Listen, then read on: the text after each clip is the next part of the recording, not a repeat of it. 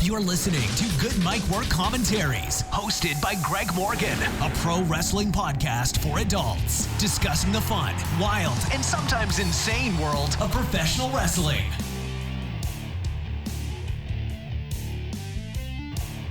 What is up, everyone? Good Mic Work Commentaries back at you finally with episode 487. I apologize for getting up here a day late this week. I was very busy at work. I had personal stuff I needed to do, and it was just in general a very chaotic few days. So it set everything back a day. I did make an announcement about this on Twitter a couple of days ago to expect a short wait on this week's episode, but better late than never. I'm up here now early on Friday to give you a ton of discussion. This is actually going to be a pretty jam-packed podcast, so I'm going to try to get through it as quick as possible. I really don't have time to go too much longer than an hour here, but you know me, and usually when I talk, I cannot stop. So what you can expect in this episode, we're going to briefly recap this past week's Raw and Smackdown. I'm going to predict the entire Fastlane pay-per-view card that comes to us this Sunday on the WWE Network. I will talk about the latest in the trio of tournaments that we have going on right now, the Cruiserweight Tournament, the Mixed Match Challenge Tournament, and the Dusty Rhodes Tag Team Classic is also underway as well. So we have a lot to discuss there, and some very big news coming out of NXT as well. A couple of new signees have debuted and have been entered into a new match to determine a brand new belt. We've got a ton of other news to get into as well, including the big rumors surrounding WWE and the Fox network. And we have Sonny is back in jail for being an idiot, and we'll probably also take a look at the projected WrestleMania card. I was up here on Monday night live reacting to Raw, and we were just kind of shooting the shit and talking about WrestleMania, and we started talking about a lot of matches, and next thing you know, we kind of have about 13 or so matches penciled in for this pay-per-view, so it's already getting full, so I figured we would talk about that as well. I'll see if there's anything that I forgot to mention here in my notes, and we'll get into that as we go through the commentary here. A couple of quick announcements first. I have been advertising lately in a few of my episodes that I have a very big week planned for WrestleMania week here on the channel. I'm going to be uploading a ton of videos, one of which is a Q&A, and they need to be WrestleMania related only. This is a WrestleMania Q&A discussing anything you want to discuss about any past, present, or future WrestleMania. And right off the bat, I have tons of emails. I have more than enough to fill several Q&As, so I don't necessarily need any more. But you're still very much welcome to email your questions to me, and you never know, maybe they will make it into the Q&A. That's the Q&A that I have planned for my channel. I also have a second Q&A planned that is going to be a TVTrax exclusive Q&A. I've been featured on his channel now for over a year. He's uploaded in the neighborhood of 600 plus clips of my show, and I figured I am long overdue in doing something kind of exclusive for his listeners. I know Monster and Don Tony and Kevin Castle have done similar Q&As, so that's what I want to do for the TVTrax audience around WrestleMania time. So I'm sure Trax will put this clip up on his page. If you would like to ask a question for the TVTrax exclusive Q&A, do it in the comments of the video that he posts. So if you're listening to this on TVTrax right now, leave your questions in the comments below. If you're listening on my channel, then wait for him to upload this clip and go over there and ask anything you like. And the TVTrax Q&A will not be a WrestleMania exclusive Q&A. You can ask me anything you want. I don't even know how many questions I'm going to get or what kind of an audience I'm going to have for this. Probably not a very big one, but it is something that I at least want to offer to his audience because I have gained a lot of subscribers by being featured over there, and most people in their comments and their criticisms of me are very fair. And I appreciate the audience and the ears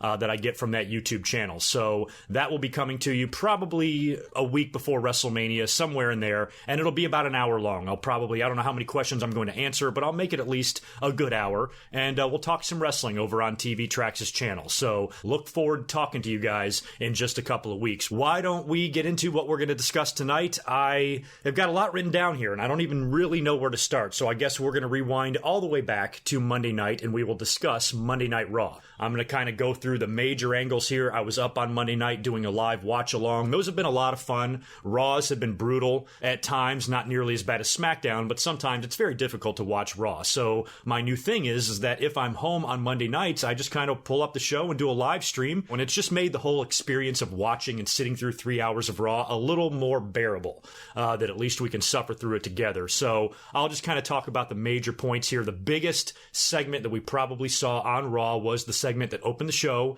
the whole Ronda Rousey, Stephanie McMahon, Kurt Angle, Triple H segment, and this is where they set up the mixed tag team match that will now take place at WrestleMania. That was the big rumor. It looked like WWE was going to go in the direction of a Rousey Angle versus Stephanie and Triple H match. I'm guessing Rock is going to be unavailable. I'm still hoping and holding out hope that Rock can find his way into this angle somewhere, maybe makes an appearance at WrestleMania, maybe interferes, nails Triple H with a rock bottom, something like that. Some people have even pitched a swerve and said in the next couple of weeks they're going to run an injury angle with Kurt Angle and have The Rock come out and replace him. I don't know if they're necessarily going to do that, but I guess it is possible. But right now it's looking like this is the match we're going to get. And I have some opinions about this match, but I'll talk about it in a minute. Why don't we just discuss the segment? The segment was okay. We're still not getting anything that great out of Ronda Rousey on the microphone, and she was out there with Stephanie, and Stephanie was discussing her contract and the stipulations in the contract, and Rousey said that she is allowed to choose her own WrestleMania opponent, provided that that opponent is not a current champion and is an active member of the WWE roster. So she says she wants to announce it right there. And this was kind of a botched announcement. It kind of sucked the way it went down because Stephanie interrupts her and she's like, wait a minute, are you about to tell us who you're going to face at WrestleMania? Then she asks the crowd for a drum roll, and then WWE even cues their own drum roll music. And as soon as they do, almost prematurely, Ronda comes out and says, the person I'm challenging at WrestleMania is you. And it just didn't get that much of a reaction because I don't know if a lot of the fans heard it. I mean, I think they understood what was going on right after she said it. A few people were cheering and then the crowd kind of woke up a little bit, but I think it was just really poorly done and timed, and it just shows the inexperience of Ronda Rousey and the really bad miscommunication with the drum roll music and all that crap. It just didn't come off well, and she wasn't able to deliver the "it's you" line with very much force at all. It got better from there though, because then you had Triple H coming out saying, no, Stephanie is not an active roster member. And then Kurt Angle, who is out there, he reminds Stephanie that she, in fact, is a roster talent because she has two separate contracts, one as an executive and one as a talent. Triple H has the same contract, and so does Kurt Angle. So he proposes that the match between Rousey and McMahon will not only take place, but it's going to be a mixed tag. And Kurt Angle is going to join up with Rousey to take on Stephanie and Triple H. And Kurt said, Triple H, I told you after Survivor Series when you attacked me that if you ever did it again, I'm coming after you.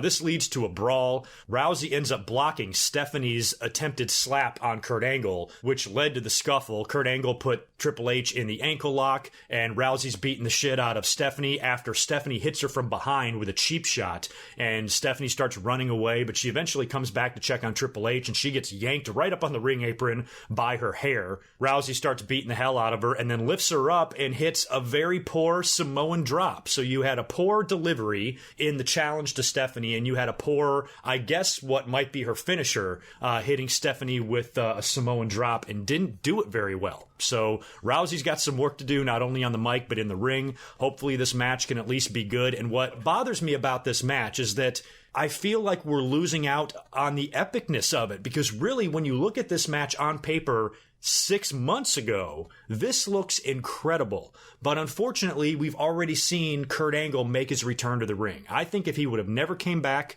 at TLC, which really wasn't WWE's fault, it was the mumps that went through the locker room and Kurt Angle was kind of forced to take Roman Reigns' place.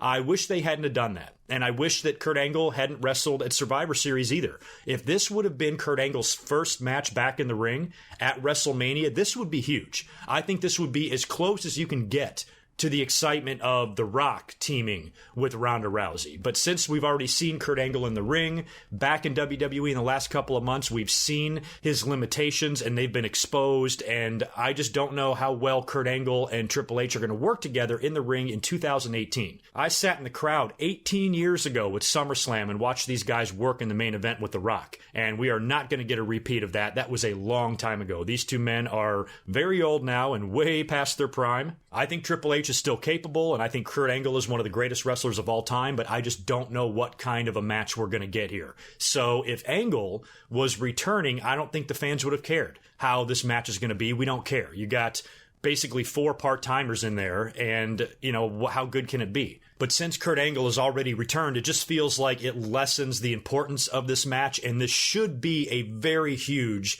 high-profile match at Mania, but it's not feeling like it. But the segment overall, like I said, despite Rousey's kind of weak challenge to Stephanie and not making the Samoan drop look very good, despite all of that, I still think the segment was okay, especially with Kurt Angle, putting the ankle lock on Triple H. And what's funny about this is that why is he not fired for any of this? I mean, he's out there brawling with his bosses, and the rest of the show, he's coming out there doing GM stuff. So, if Stephanie can just fire Mick Foley and all this shit, why is she not firing Kurt Angle? So I'm a little bit perplexed why Kurt Angle is still the GM. I guess it's because they, when they introduce a new GM or whenever they switch GMs, they want it to be, on a big stage, and here it would be more of an afterthought. Oh, Angle, you're working with Stephanie and Triple H. You can't be the GM anymore. Conflict of interest. So I guess Angle is just going to stick around in this role until after WrestleMania. Maybe the fallout of his mixed tag team match will lead to him doing something else or no longer being the GM of Raw or whatever. But right now, I'm just a little bit iffy on this match. It looks great on paper, it really does,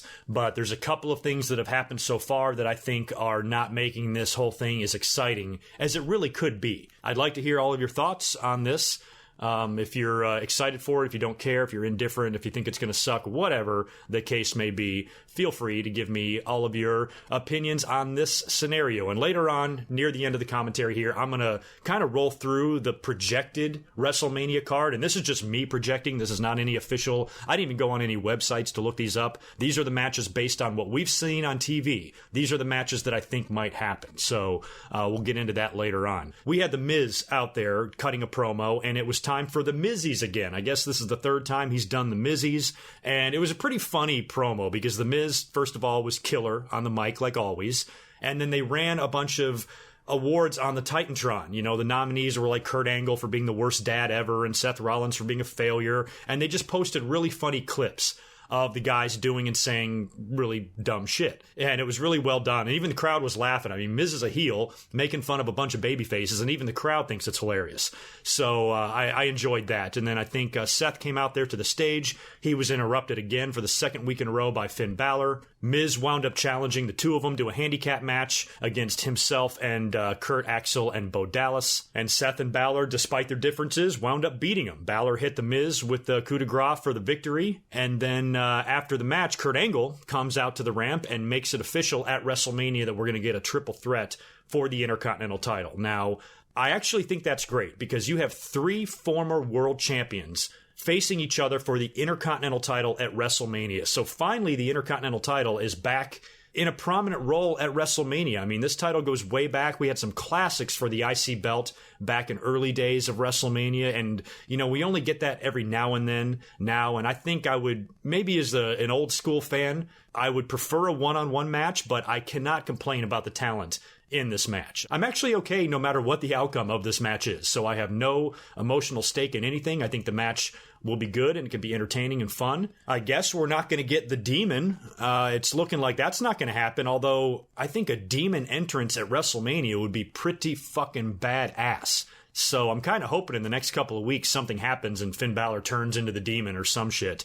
Otherwise, I guess we're just getting regular Finn Balor. Oh well. Braun Strowman was set up to do a lot of Strowmaning on Monday Night Raw. They had a match between him and Elias, and it was called a Symphony of Destruction match. So basically, it's just a gimmick match. They've got all these instruments set out on the stage. They've got guitars and a piano and and drums, all sorts of shit. And another one of those big string basses that Strowman utilized a few weeks ago. And it opens up with Elias doing a song on the stage, and the motherfucker plays the piano too. Can this guy get any more awesome? I don't think so. Unfortunately, his opponent was Braun Strowman. They beat the hell out of each other with all these gimmicked instruments. At one point, Strowman even threw the piano on top of Elias, or cut the legs out from under it, and it fell on him. And then Strowman wound up pinning him right on the stage there, smashed another string bass over Elias's back. They beat the hell out of each other pretty good, but in the end, it was Braun Strowman getting the victory there, and he was typical Braun. I mean, they set Braun Strowman up every single week just to destroy shit. Not only humans, but objects as well. Automobiles, you name it. That's the guy's gimmick, and it's pretty damn hilarious. Still a lot of speculation on what Braun Strowman will be doing at WrestleMania. At this point, I think it would be silly to book Braun Strowman and Elias in any sort of a match. They've already worked a bunch together on Raw, including gimmick matches. What's left to do with them, especially when Strowman clearly can easily defeat Elias whenever he wants. So I don't know if they're still holding off Strowman as their backup plan. We haven't heard any new news as it relates to the Roman Reigns steroid accusations and all that shit. Apparently the guy that's going to be releasing the video outing some stars, including Roman, there's been some sort of a delay or whatever, but apparently he's got some proof about Roman Reigns. And I can't remember if I mentioned this in my last episode or on my live stream or whatever, but, with Roman Reigns, seemingly going into WrestleMania to face Brock Lesnar, it seems like WWE isn't that concerned with whatever's going to come out on him, because back in 2016, we never really heard what he tested positive for, what he failed the wellness policy for. They don't release that information, so there was a lot of rumors that it was Adderall or whatever, but maybe this is all stemming from whatever he's accused of here. So whatever comes out about Roman Reigns in this video, if it turns out that all of this is what he got in trouble for in 2016, he's already paid his dues for that. He did his time there. They took the belt off of him. He did a bunch of jobs. He was suspended for 30 days, and he hasn't been world champion since. So if this video and these accusations are only going to reveal that he obtained some steroids back in 2016, he already got caught for this, and he's already been punished. So it's moot at the end of the day. It's just going to bring more bad press into the WWE that they don't need or want. But I think in the case of Roman Reigns, WWE, he's probably being honest with them and say, okay, here's probably what he's going to say or whatever. And whatever it is, they feel comfortable continuing to put him in this main event spot against Brock Lesnar. So I guess we'll just have to wait and see if any of these accusations pan out to be anything more than what we think it's going to be. And I guess WWE isn't too concerned about it because it's WrestleMania time. They don't want anything crazy happening right before WrestleMania. It kind of makes me nervous. It's kind of like the elections, and a lot of times when you have an election, some really bad news will come out about a candidate right before the election to kind of fuck them up or whatever, fuck them over. Hillary and Trump both went through that in the last election. Right near the end there, bad shit started coming out. So I hope that like a week before WrestleMania, WWE isn't hit with some huge scandal. That would just be fucking disastrous. So I hope we can keep the scandals to a minimum, at least until after WrestleMania. And speaking of Roman Reigns, he was in the final segment on Raw, and it was kind of shitty. I mean, it was just Paul Heyman coming out there and cutting a great promo like always. Roman Reigns then coming out and saying a few words as well. And I guess Brock Lesnar is booked on Raw this week in Detroit. There will finally be a confrontation between Brock Lesnar and Roman Reigns. And Roman tells Heyman to tell Brock to be prepared for a fight, not just a talking promo segment. And I just thought since they saved this for the main event, I thought we would get something a little more important than what we got. It was just a really underwhelming segment after what was a relatively okay Raw. I mean, between the Rousey and Stephanie and Triple H segment and the Mizzies and the Hardy Boy Challenge and Braun Strowman being awesome and a great women's match, which we'll talk about in a minute, and a match we've never seen before, which we'll talk about in a minute. I thought it was a pretty decent Raw, but just a horrible ending. And maybe next week, the confrontation, or this coming week, the confrontation between Brock and Roman Reigns will be good. Otherwise, if it sucks, you are really walking a thin line there and stepping over into territory that you don't want to be in for WrestleMania, and you don't want a repeat of WrestleMania 20 with Brock and Goldberg, where the fans just literally shit on everything that both guys do. And they gotta use their heads here, WWE. I'm not anti-Roman to the level that everybody else is. I'm actually fine with him being a top guy. I'm actually fine with a match with Brock Lesnar because I think Roman can go when he wants to, and I think he can have a pretty decent match with Brock. But I'm just such a big Braun Strowman guy, I feel like he should be getting that opportunity. So if they're going to give it to Roman, and they're going to disappoint me like that, at least make the program between Roman and Brock good, please. And I guess next week will be very telling as to how this whole feud is going to go. And speaking of Roman Reigns and Braun Strowman and top guys, let's talk about John Cena. Had a match with Goldust on Raw, a match that has never happened before. And I was watching John Cena's promo. He was talking about WrestleMania, and then Goldust comes out to interrupt him. And I'm watching this on the live stream with all of you guys, and I'm like, Goldust? That's random as hell. And then I got to thinking about it, and I asked all of you guys in the chat, I'm like, have these guys ever faced? And I was certain they had. I just thought I had a bad memory. I was like, oh, certainly Goldust and Cena have been in the ring together at some point. But I guess not one-on-one. They might have crossed paths here or there in tags or whatever, but they've never wrestled each other one-on-one. So I thought it was kind of cool that Goldust came out and challenged John Cena to a match and put him over. You know, Cena needs a victory. He's got a title match this Sunday at Fastlane. So they had him beat Goldust, which I think is a lot better than him beating Seth Rollins or Finn Balor, because he already beat AJ on SmackDown like a week ago. So to have that match on Raw, I wasn't totally against it. I mean, those are two pretty big stars in wrestling. Goldust has got a huge legacy. He's been wrestling for like 30 years, and John Cena, of course, we know, you know, what he's built for himself in WWE, so I was actually okay with it. I was okay with the short little match. John Cena beat him, of course, and is moving on to Fastlane. And still a lot of speculation, and we're going to find out real soon what John Cena will be doing at WrestleMania, because his match at Fastlane is in just a couple of days. I do not expect him to win the WWE title. We'll talk all about Fastlane here in just a little bit, and I'll predict the entire pay-per-view. But Cena, I don't think, is going to be winning the title. I highly doubt it. So he still has to face somebody at WrestleMania. The Rey Mysterio rumors turned out to probably not be true. It was kind of a random opponent for him, and Rey Mysterio was reportedly injured too in an indie event, which is horrible timing. But I guess he could still sign with WWE, and I don't know the extent of his injury, how long it'll keep him out. Something about a partially torn bicep, so maybe if it's partial, surgery is not required, just maybe some rehab is. I don't know, I'm not a doctor, but hopefully Rey can come back into the company. Whether or not it is to face Cena at WrestleMania, I don't know. But I'm going to do something really crazy here, and I'm going to kind of change my tune slightly on The Undertaker. I have been adamant ever since the start, and I mean, I really still feel this way, that The Undertaker should not wrestle again. He just looks so old and so broken down and so incapable, and it's sad to watch him work. I mean, last year the match he had with Roman Reigns was shit. It really was. His match was shit in the ring. His match with Brock when he lost the streak was also shit. But the endings are what kind of overshadowed the match itself. You know, Brock beating the streak was a huge deal, and the reaction from the crowd is one of the biggest reactions, shock-wise, that we've ever had in WrestleMania history, maybe the biggest one. I mean, I might put that above Hogan slamming Andre. And then last year, we had all that emotion at the end with The Undertaker retiring and putting his hat and gloves and jacket in the ring and all of that.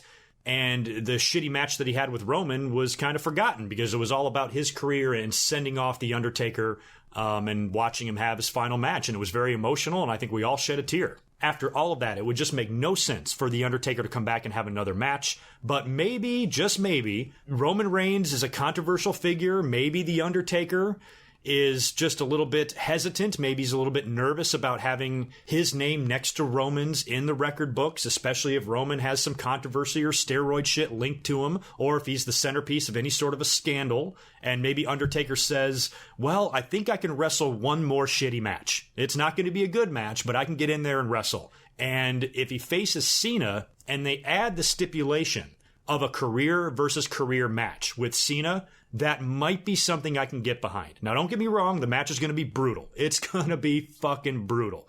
But maybe that might be a better, more official way for The Undertaker to go out. Having Cena be his last match instead of Roman Reigns because of the perceived uncertainty of Roman Reigns' future and all of that. So maybe this is something personal with The Undertaker that he wants to rectify in his own career. And, you know, no disrespect to Roman, and, you know, it was an honor to work with you last year and everything else, but I think I'd rather have my last match against John Cena. And in that case, he could come back. What if John Cena loses again at Fastlane? He's all dejected because he's been losing opportunity after opportunity, and then just somehow winds up challenging The Undertaker anyway, or vice versa. Some people think Undertaker could show up at Fastlane. I don't know if he even needs to. I don't think Undertaker needs to show up and cost Cena the match at Fastlane. I think Cena needs to lose on his own.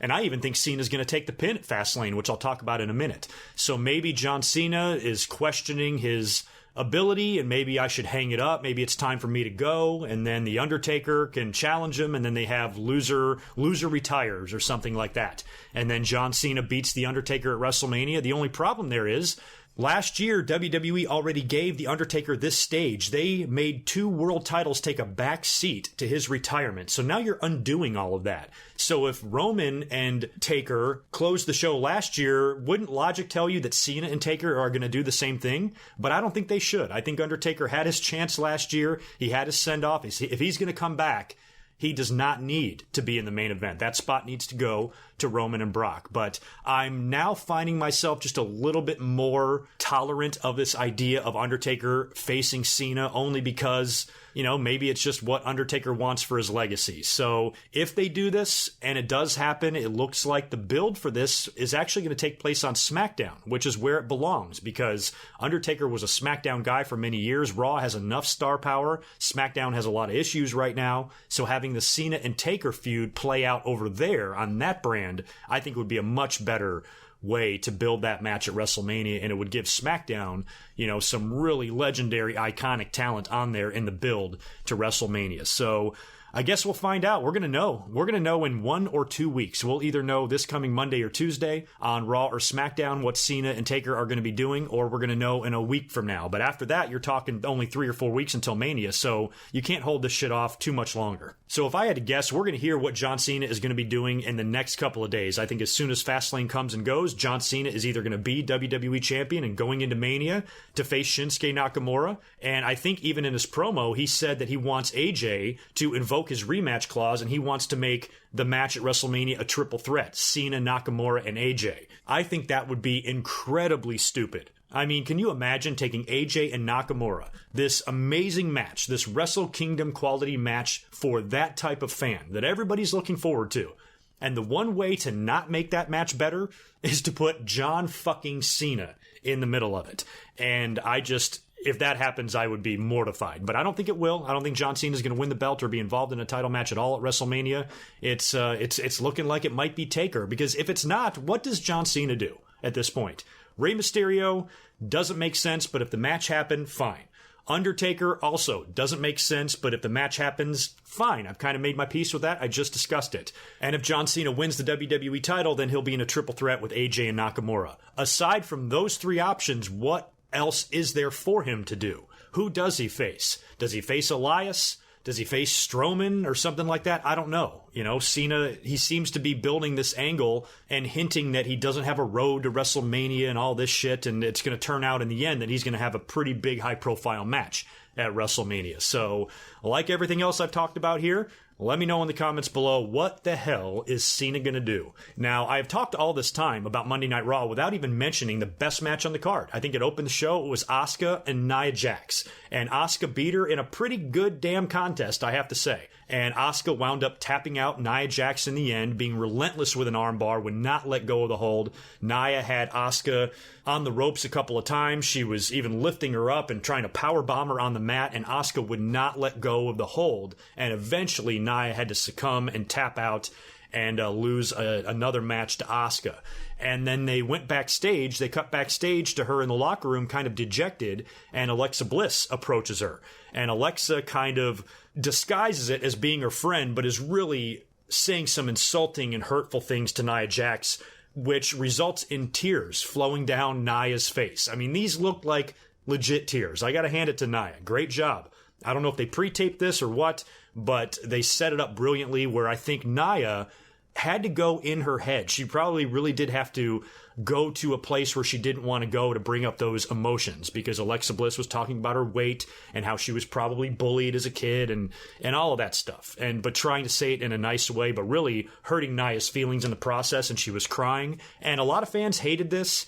I just laugh so hard how many people told me the same thing. Don't forget, we're all master wrestling bookers, right? Nobody knows better than us. So everybody was like, oh, that's so stupid to make Nia Jax cry. I thought she was a monster. Why is she crying? I'm like, well, she's probably crying for the same reason that the Big Show cried. How many times did we see that? A lot of times. He cried like a dozen times in the span of 3 years on television. And he's supposed to be a monster. There isn't a bigger monster than the Big Show, and he's crying every week. The gentle giant thing is not rare. Every big guy is turned babyface. Even Andre the Giant did. The Big Show did. Mark Henry, Vader, Earthquake. Any monster has all had a babyface run. And I think flipping Nia Jax to the more sympathetic babyface, might be the way to go here, because she can completely obliterate Alexa Bliss at some point. That's going to happen. Having somebody bigger as the babyface is not rare. WrestleMania 11, Shawn Michaels versus Diesel. Diesel was a babyface, and he was 5 times bigger than Shawn Michaels.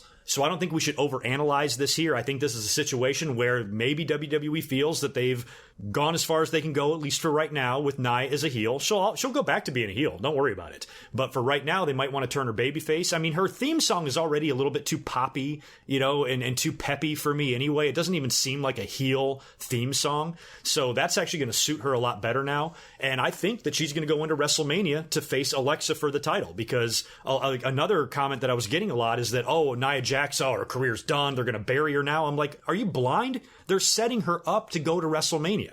I think Asuka is going to wind up challenging Charlotte, leaving Alexa Bliss to have to contend with Nia Jax. And yes, Nia Jax dropped a couple of matches to Asuka, but it's not going to matter because she's going to go into WrestleMania and win the Raw Women's title. And I think this is all going to tie in to WWE, promoting the evolution of women and all of that. It's all going to go together. And Nia Jax is somebody that's faced great adversity in her life. She's not the typical WWE wrestler. She's not a model. She doesn't weigh 120 pounds. She's a bigger girl that has fought her way probably through a lot in her life and had a lot of emotional shit happen to her because of her weight. So it might turn out to be like a feel-good story, you know what I mean? Which, yeah, WWE is manufacturing, but I think Nia Jax is a good talent, and I think for a bigger girl, she can go in there.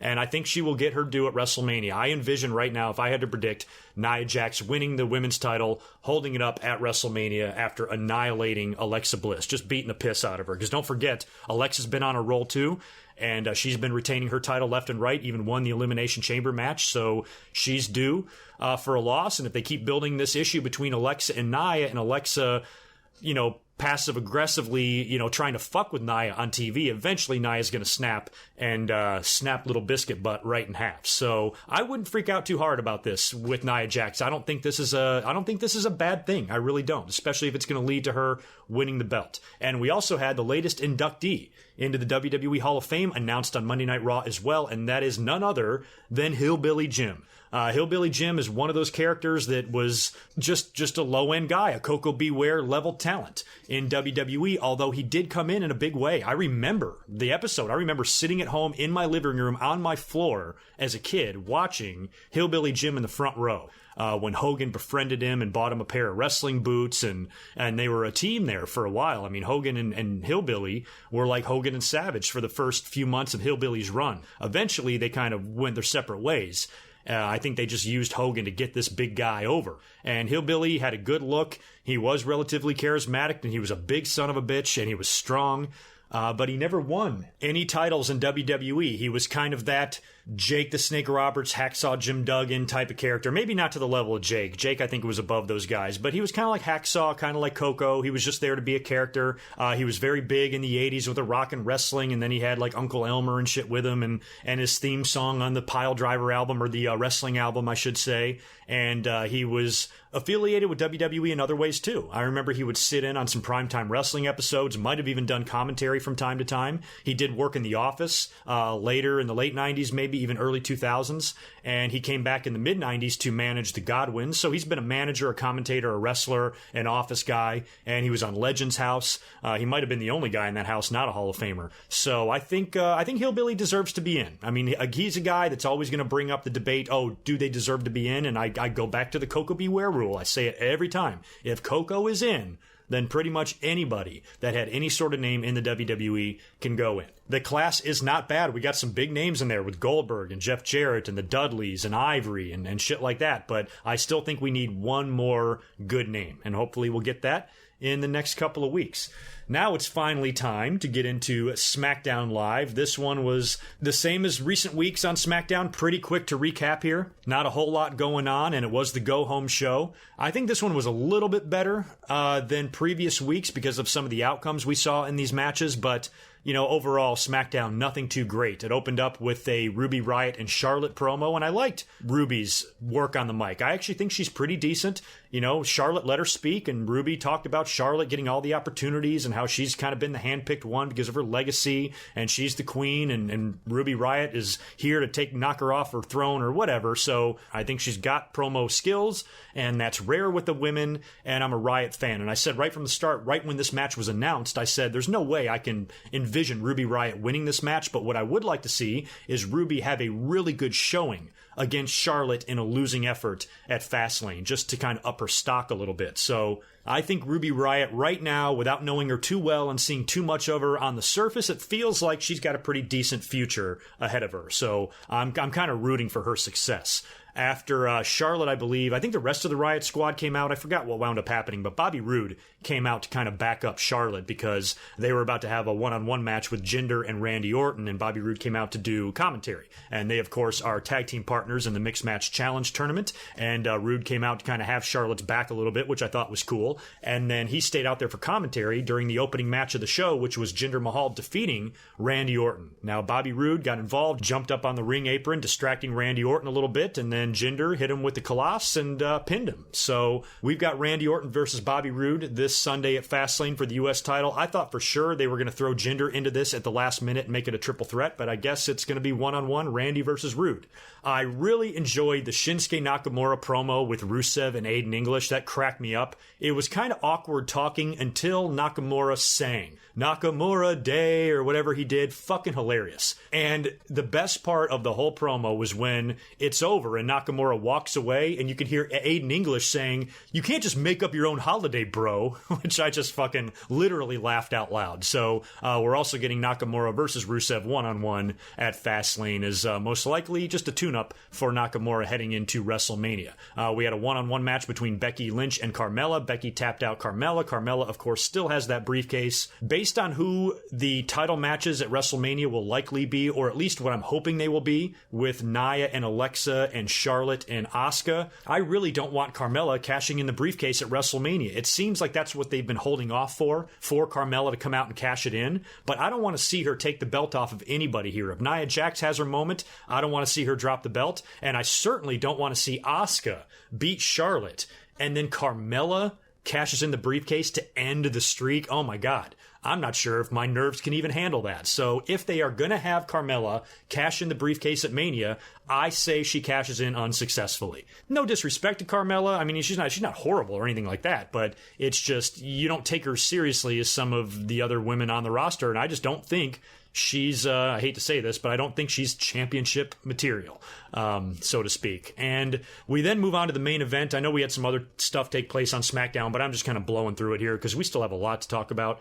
The main event was AJ Styles versus Dolph Ziggler. There was actually a promo, that led to a match. AJ and Dolph. Eventually, we get a one-on-one match between the two. And in the middle of the match, Kevin Owens and Sami Zayn come out and attack. And I guess their motivation here is to soften up or weaken or eliminate any opponent that they can heading into the match at Fastlane. And Shane McMahon isn't having that. He comes out there to the stage and makes it a 5-way. So he now makes the match what it originally was before John Cena got involved. So he called out Zayn and Owens to stay in the ring, and he brought out Baron Corbin as well. And it was AJ, Dolph, Owens, and Zayn and Corbin in a 5-way match. And the only thing good about this, because I thought the match was ridiculous, was the outcome. And Sami Zayn, who has been professing his loyalty to Kevin Owens backstage the last couple of weeks, even going as far as saying, "I will lay down for you in the Fastlane match. I'll get my opportunity some other time. You're the man. If it comes down to me and you can pin me and win the WWE title." And he's really been pushing this on Kevin Owens. Well, after Corbin and Ziggler and AJ all fall on the outside of the ring, Kevin Owens is standing there in the corner in prime position for Sami's finisher, and then out of nowhere, Sami gets a running start and bam, nails Kevin Owens with a beautiful kick, knocks him right the fuck out, gets the pin, and cuts the promo on the stage saying that it's his time at Fastlane and he's coming after the title 100%, and kind of turns on Kevin Owens there. And I think that we've all seen this match coming from a mile away. I think they should really do a match at WrestleMania between Owens and Zayn. And a lot of people say, oh, we've seen that match so many times. They feuded nonstop on Raw and SmackDown in the last year or so, and you're right. But what we haven't seen is we haven't seen this Sami Zayn. Kevin Owens has been the same, but Sami, he's a different character than he was when he was feuding before. He was more that happy-go-lucky, aw shucks guy. Now he's a pissed-off heel. I wouldn't be surprised at all if Kevin Owens inevitably goes babyface at some point. So if you do a match between the two at WrestleMania with a stipulation, I think it was a year ago that I pitched the idea of these guys having a loser leaves town match or whatever, and they never did because they've been on the same brand the whole time. And maybe WWE does that as a favor to them so they can travel together. I don't know. But when they were both on Raw, they both got sent over to SmackDown together. So they've never been separated before. So maybe they do a loser leaves SmackDown match or something like that. They hate each other so much. Their rivalry is so deep and has so much history. They cannot be on the same show. So the loser is going to leave or something like that. I don't know. But I think a good one-on-one grudge match between these two guys at WrestleMania would be perfectly fine. I'd much rather see that than see them involved in a big multi-man match, which could still happen. They could both be involved in whatever they do with the U.S. title. This match is very similar to Kevin Owens and Chris Jericho last year. Speaking of Fastlane, it is time to predict this pay-per-view. Now, I'm sure we might get another match added here on the kickoff because I only have 6 matches written down, and none of these, from what I can tell, are advertised for the kickoff, although this women's match seems like it might be there. So there might be one more added, but I have 6 matches here for Fastlane. So let's start right at the bottom. Becky Lynch and Naomi are taking on Natalya and Carmella in a tag team match. I'm going to go with the heels in this. I'm going to go with Natalya and Carmella to win that match. We have Shinsuke Nakamura taking on Rusev one-on-one. This is just kind of a tune-up, like I said, probably for Nakamura. Obviously, you got to go with Nakamura in that. He's not going to lose just a few weeks ahead of his big title match at WrestleMania. So I am penciling in Nakamura to get the victory there. Randy Orton versus Bobby Roode for the U.S. title. Now, initially, I thought that Bobby Roode would have a little bit of a run here. But I'm only predicting one title to change hands on this whole pay-per-view. I think we need to have one. And this is the match of all of them that I think it should happen in. So I'm going to predict Randy Orton to defeat Bobby Roode and become the new U.S. champion, and then they can do a big match at WrestleMania, maybe with Jinder involved, or maybe just a rematch between Randy and Roode. You know, if they're going to work here at Fastlane, I don't know if you really do Bobby Roode and Randy Orton again one-on-one at Mania. Seems like they're going to have to add some people there. Ruby Riott challenging Charlotte Flair for the SmackDown Women's title. I'm going to go Charlotte Flair, of course, on this one. I think she needs to retain here. I'm really hoping she goes into WrestleMania to face Asuka. And Riott, as much as I like her, and I think she's got a bright future, it's not her time yet. I think she goes out there and gives Flair an awesome match, but winds up tapping out to the figure 8 when it's all said and done. I am also predicting the Usos to retain over the New Day. I think there's no reason to put the titles on the New Day at this point. The Usos have been on an awesome run. I love them, and I think they need to run head first into the Bludgeon Brothers at WrestleMania. So I think they somehow need to escape this match with the New Day. And I mentioned in last week's episode that I smell a singles push for Big E. I just feel like that's going to happen at some point. I feel like he's ready. Leaving us with the main event, the 6-pack challenge, AJ Styles versus Dolph Ziggler versus Kevin Owens versus Sami Zayn versus Baron Corbin versus John Cena, and I'm going to predict AJ Styles to retain in this match. And as a matter of fact, I'm going to go one better because John Cena beat him on Smackdown a couple of weeks ago, and I hate it when world champions get beat so frequently on TV. I think that Cena needs to take the pin from AJ. I think Ziggler and Corbin need to cancel each other out. I think Owens and Zayn need to be fucking around on the outside of the ring, leaving AJ and Cena in there all alone, and Cena needs to eat a phenomenal forearm and get pinned by AJ Styles, giving AJ all the momentum in the world heading into his match with Nakamura at WrestleMania, not only defeating 5 other guys, but pinning Cena for the victory. Just to recap there, I'm predicting AJ and the Usos and Charlotte Flair to retain, Randy Orton to win the U.S. belt, Nakamura to beat Rusev, and Natty and Carmella to win the women's tag team match. And we might get something else. I wouldn't be surprised at all if we see Fandango or Breezango, on the kickoff show. Maybe the Bludgeon Brothers as well, here or there. But other than that, the pay-per-view just looks so-so on paper. And for those of you wondering, I will not be up doing a live watch-along reaction to Fastlane. I'm not going to do that this week. I'll probably be up on Monday watching Raw.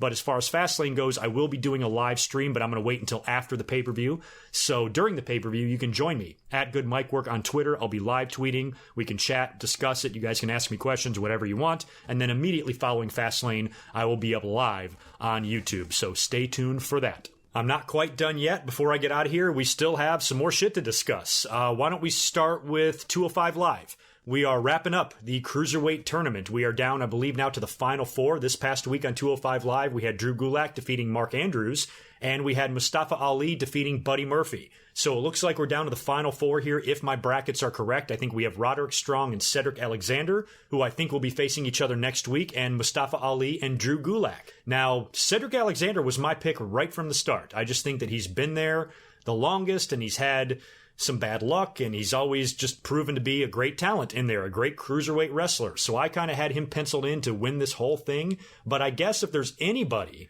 that can knock him out, maybe it is Roderick Strong. So we'll have to see what happens there. I'm going to stick by my pick. I think if I had to guess, we might get a Cedric Alexander-Mustafa Ali final. And I think that would be great because Mustafa Ali is getting a ton of respect from people. He is very underrated and he is awesome. And he's kind of been that quiet superstar. He kind of flies under the radar there a little bit. He was perceived as kind of an underneath talent on the cruiserweight roster, but he is every bit as talented as anybody else on that roster. So even if Mustafa wound up winning the belt at WrestleMania against Cedric, I'd be perfectly fine with that. Just because Cedric is my pick doesn't mean I'm going to be disappointed if he loses. He was just the guy that I kind of predicted right from the start. So based on the Final Four here, I don't really think it matters. I would be perfectly fine with, frankly, any of these guys winning the Cruiserweight title. So at this point, even though I'm picking Cedric, I honestly don't care. And I have mentioned this before too, I am nervous as hell and almost convinced that the finals of this tournament is going to take place on the WrestleMania kickoff, but I really hope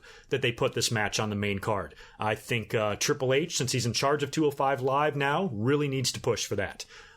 We have a lot of tournaments going on. We also have the Mixed Match Challenge tournament starting to wind down there as well. I don't have the brackets up. I couldn't even find one, but I still think we have Asuka and The Miz, Alexa and Strowman, maybe Lana and Rusev. I forgot some of the teams that are still involved in this and are still left. Oh, and Bobby Roode and Charlotte Flair, I think, are still there. I don't know the brackets. Can Charlotte and Roode face Asuka and Miz in the finals? That might be kind of interesting. That might be a good way to maybe spark the WrestleMania match between the two. And I don't know how this tournament is going to go. I think it's been slightly entertaining, the little bit that I've seen of it. I really like everything that they're doing with Alexa Bliss and Braun Strowman. Just the size difference there alone makes you wonder what the sex would look like between those two. And I just think it's pretty hilarious. But at the end of the day, given Asuka's run and her undefeated streak, I think you got to give this tournament to Miz and Asuka. It would give the Miz a ton of bragging rights going into WrestleMania, and it would keep Asuka that just undefeated monster. I mean, think about it. She's won everything. She hasn't lost in 2.5 years. She was the sole survivor at the Survivor Series. She won the first ever Royal Rumble. Now you have her win the Mixed Match Challenge tournament as well. You know, it's just more momentum for Asuka. We also have a lot of NXT news to get into as well. They are starting to build for their TakeOver show in New Orleans, and we now have a title match announced for that. And as I predicted months ago, Aleister Black is getting the title shot against Andrade Cien Almas, and I say Aleister Black wins it. I think hands down he's going to win this belt here. Almas has had a good run. He's had some successful title defenses at takeovers, but Aleister Black is on a roll. He's awesome, probably my favorite NXT wrestler currently. And I never saw this guy coming to the main roster, although I think he's definitely ready for the main roster. I didn't see Black coming until he had a run with the world title in NXT first. The Dusty Rhodes Tag Team Classic is also underway. Last year's champs defeated TM61 in an opening round match. Judging from the brackets there, you know, I don't know. I almost might want to pick War Machine too. I don't know much, you know, about this tournament and who's favored and who's not, but hopefully it'll be really good, and it did get underway this week. And we also had an announcement from Commissioner William Regal. NXT is going to be introducing a new title belt. I don't know if this is good or bad. You don't have a secondary title in NXT. I mean, unless you count the UK Championship, which you really don't. So I guess they're going to make this North American title. It's going to be maybe their version of the Intercontinental title or something like that. And it's going to be decided in a ladder match with like 6 guys. And the participants are already named. It's going to be Adam Cole, Velveteen Dream, Killian Dane, Lars Sullivan, and the 2 most recent NXT signings, EC3 and Ricochet, which I do believe both of them have made their debuts at the recent set of tapings for NXT. So they are officially in the company. They've got their theme music set and everything. And they're going to be involved in this match for this new belt. And I'm not sure if we're going to see either one of these 2 guys win the belt in this ladder match. I would almost have to pick Adam Cole in this. I don't know if it's something you do, giving EC3 or Ricochet the belt right off the bat instead of having them work a little bit first. I'm not sure. But right now, my early prediction for TakeOver is for Adam Cole to win this North American NXT title or whatever it's called. And we'll have to wait and see if this extra belt is a good or bad idea. A lot of people have also asked me about my comments on the Sami Callihan, Eddie Edwards baseball bat incident on TNA. I did get a look at this. I saw right after the injury, I saw some of Eddie Edwards' pictures with blood on his face. and he was in the hospital, and this was weeks ago. It might have even been January, early February. I don't even know when when the show was taped, but it was a while ago. And they finally aired the TV show, and they kept the whole thing in. They didn't edit anything. And apparently, I mean, all that really happened here was that Sami Callihan had the baseball bat, and it was like, I guess it's like a metal baseball bat, an aluminum bat. And he was supposed to hit it across Eddie Edwards' face, but he's supposed to be blocking his face with a chair. And the chair was in the ring, and it was just a horrible shot. Like, he missed the chair by a mile and wound up smacking Eddie Edwards right in the face with a baseball bat. I mean, the fact that this guy is alive is a miracle. And he got hit right on the top of his eye, broke his orbital bone, broke his nose, might have broke a cheekbone, I don't know, but he took this bat flush in the face.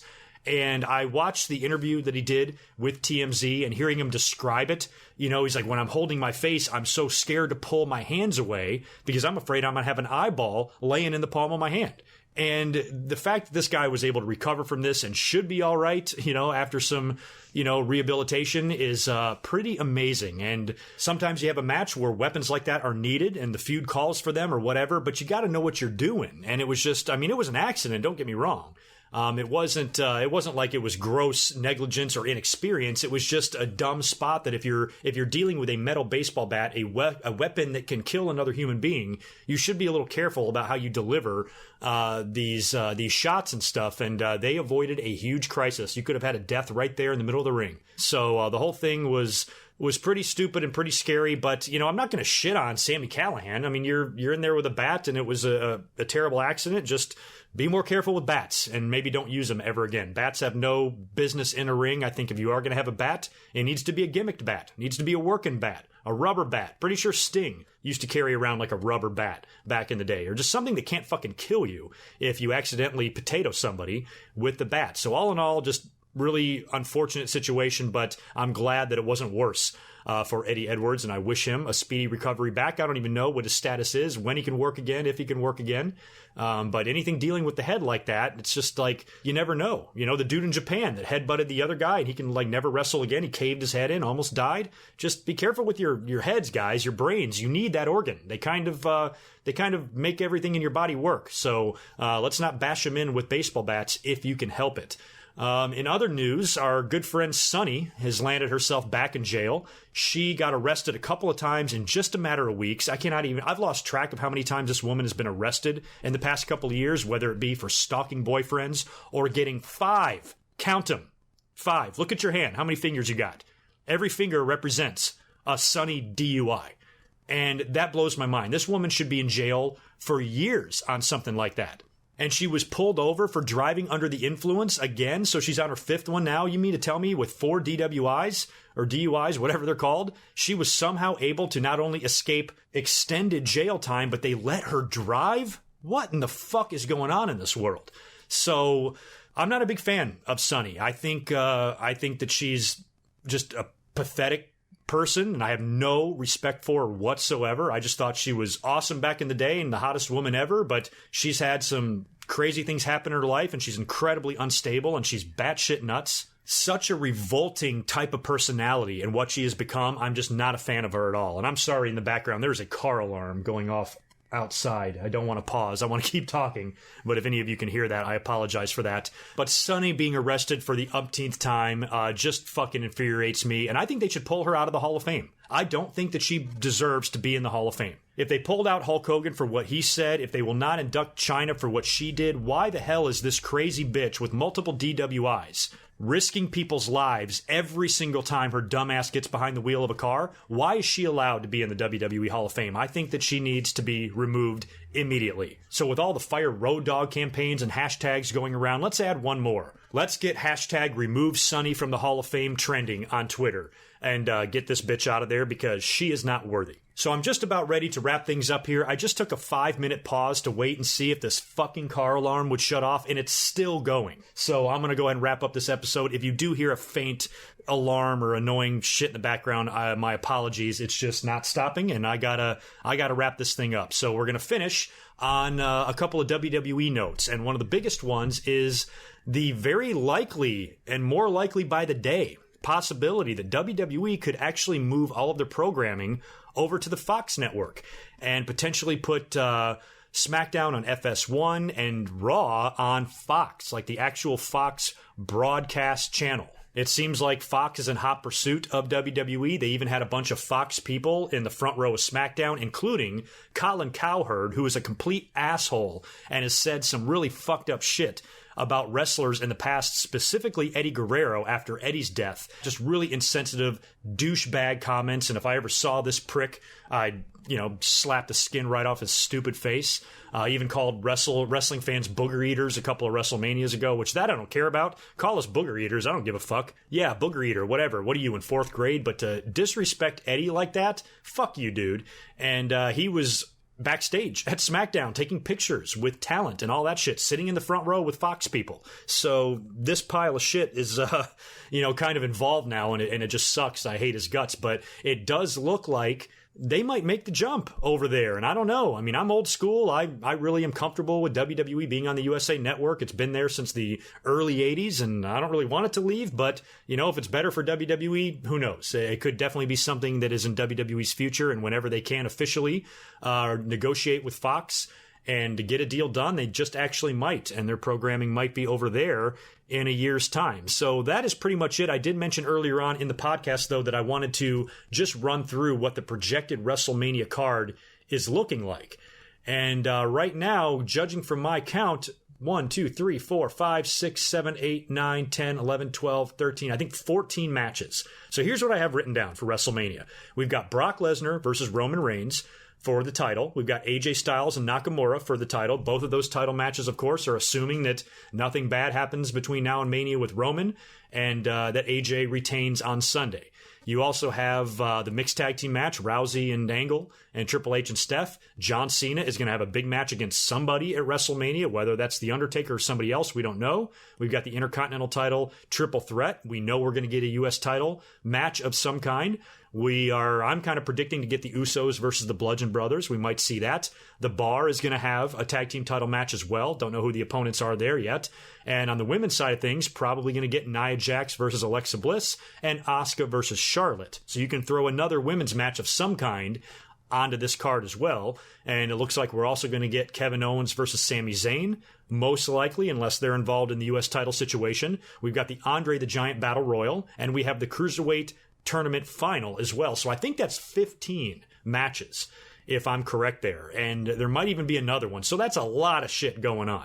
So you guys let me know about this projected card and how you think they can tweak it up and which matches I have right or wrong and whatever you think they could add to it. But right now, it seems like we've got a minimum of 14 matches and potentially 15 and maybe even as many as 16 matches to take place between the 2-hour kickoff and the 4-hour show. So should be a fun day, to say the least. So that is it for me. I've got to get out of here. I'm sorry. Thanks for sticking around. I apologize for being up here a day late. It is now Friday. It's early Friday when you guys are finally listening to this. So share it with your friends. Let everybody know to check out this video and my Fastlane predictions before this Sunday.